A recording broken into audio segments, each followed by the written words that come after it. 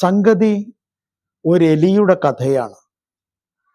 എലിക്ക് പൂച്ചയെ കാണുമ്പോൾ ഉള്ളു വിറക്കുന്നു. വല്ലാത്ത ഭയം. ഈ ഭയത്തിൽ നിന്ന് രക്ഷപ്പെടാൻ എലി ഒരു സിദ്ധനെ സമീപിച്ചു.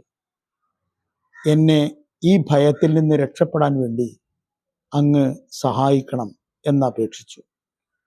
സിദ്ധൻ അതിനൊരു പരിഹാരം എന്ന നിലക്ക് എലിയെ പിടിച്ച് പൂച്ചയാക്കി മാറ്റി കൊടുത്തു. പൂച്ചയായി മാറിയപ്പോൾ അതിന് നായകളെ പേടി. ആ പേടി മറികടക്കാൻ വീണ്ടും സിദ്ധന്റെ അടുത്തെത്തി. സിദ്ധൻ അപ്പോൾ പൂച്ചയെ പിടിച്ച് നായയാക്കി കൊടുത്തു.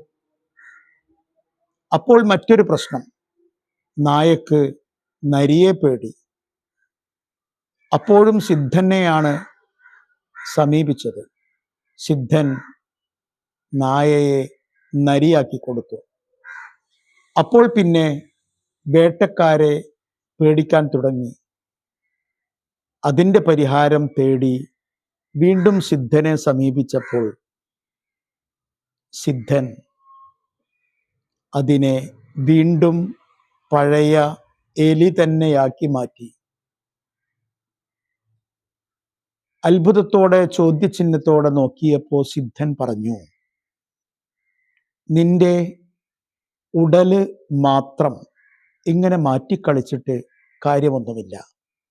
കാരണം നീ പൂച്ചയായപ്പോഴും പട്ടിയായപ്പോഴും നരിയായപ്പോഴുമെല്ലാം നിന്റെ മനസ്സ് എലിയുടേത് തന്നെയായിരുന്നു. അതാണ് ഈ മാറ്റങ്ങൾ കൊണ്ടൊന്നും നിനക്ക് ഗുണമുണ്ടാവാതിരുന്നത്. മനസ്സ് മനുഷ്യന്റെ കേന്ദ്രമാണ്. മനസ്സാണ് വിശ്വസിക്കേണ്ടത്.